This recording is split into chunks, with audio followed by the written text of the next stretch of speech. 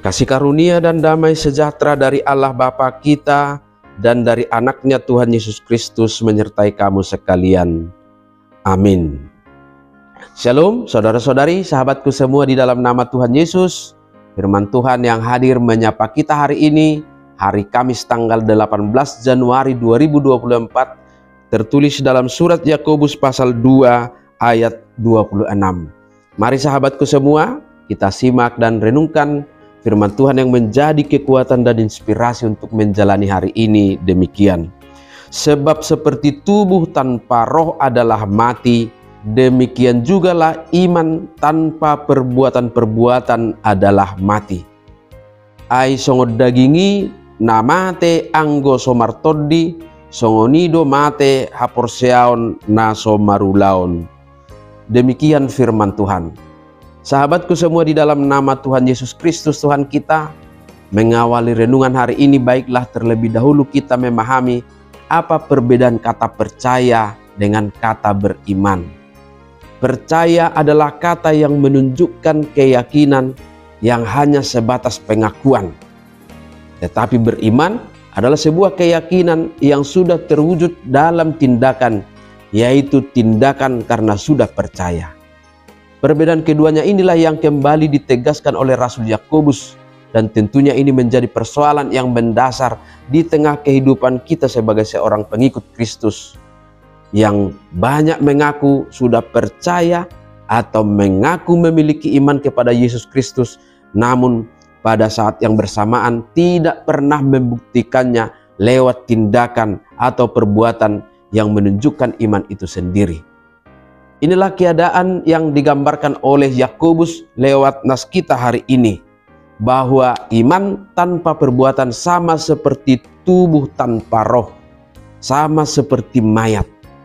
Oleh sebab itu firman Tuhan sesungguhnya mengingatkan kita, yang pertama, iman hakikatnya adalah keyakinan yang tidak berhenti pada sekedar pengakuan. Mengaku bahwa Kristus adalah Tuhan dan Juru Selamat.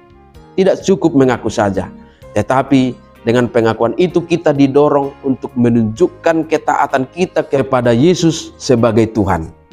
Maka ketaatan kepada Kristus adalah aspek yang penting dari iman kepadanya.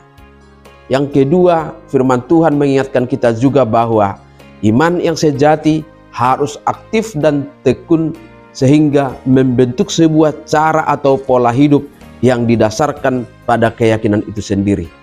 Salah satu contoh yang digambarkan oleh Rasul Yakobus dalam ayat 21, Yakobus pasal 2 ini adalah tentang hidup Abraham. Iman Abraham kepada Tuhan telah membuat pola hidupnya mengikuti apa yang Tuhan instruksikan. Bahkan seluruh cara hidupnya didasarkan kepada imannya itu. Taat sepenuhnya, tidak pernah mempertanyakan apa yang Tuhan perintahkan, sekalipun itu bertentangan dengan pengertian dan keinginannya. Termasuk saat dia harus mempersembahkan Ishak anak satu-satunya.